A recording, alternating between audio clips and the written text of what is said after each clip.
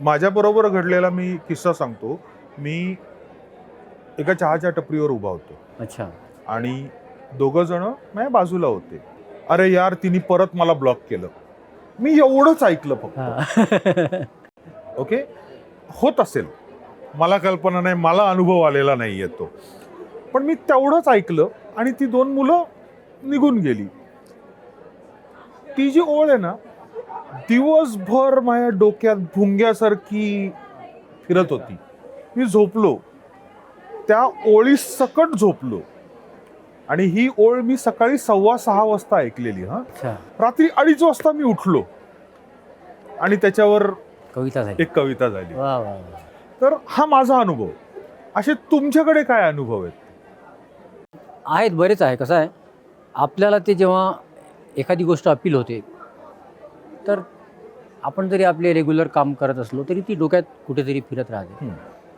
आणि कवी असल्यामुळं आणि मुळात गझलकार असल्यामुळं तो आशय असा मीटरमध्ये येऊन जातो. एखादी असं वाटते आपल्याला का नाही बाबा, हे काहीतरी येतं आहे. तो प्रसवच आहे ना एक प्रकारचा. तर आपण तो तेव्हा टिपून ठेवला तर तो टिकतो, नाही तर मग तो निघून जातो. तर असे अनुभव येतात. जसं शेतकऱ्यांच्या आत्महत्या आहे, पण त्या वाचतो, ते पाहून आपल्याला सुचतं. आता आमच्या मध्ये मी पाहिलं होतं की पती पत्नीने एकाच दिवशी आत्महत्या केली. आणि त्याच्यानंतर मला वाटलं की असं होऊ नये. कवितेने सुद्धा थोडासा आधाराचे 2 शब्द दिले पाहिजे. म्हणून मी लिहिलं होतं की जीवना देणार मी. मला ते सुचलं हवं की आपण शेतकऱ्याशी बोललं पाहिजे. म्हणजे कवितेनं बोललंच पाहिजे. कवितेचा परिणाम हा फेअर अँड लवलीसारखा जरी नसला, म्हणजे 7 दिन में गोरा वगैरे, पण तो असतो. तो दिसता जरी प्रभाव नसला तरी तो असतो. आपल्या ओळींनी जर एखाद्याची आत्महत्या वाचू शकलो आपण, तर तो सर्वात मोठा पुरस्कार आहे असं मला वाटतं.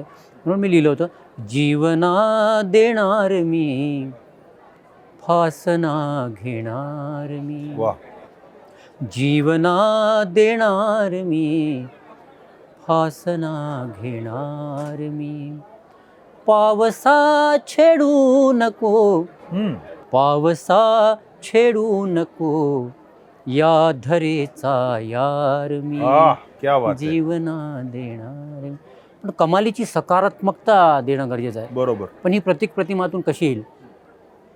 वेगळा काढेन मी विस्तवातुनी गारवा.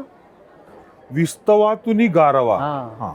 वेगळा काढेन मी विस्तवातुनी गारवा.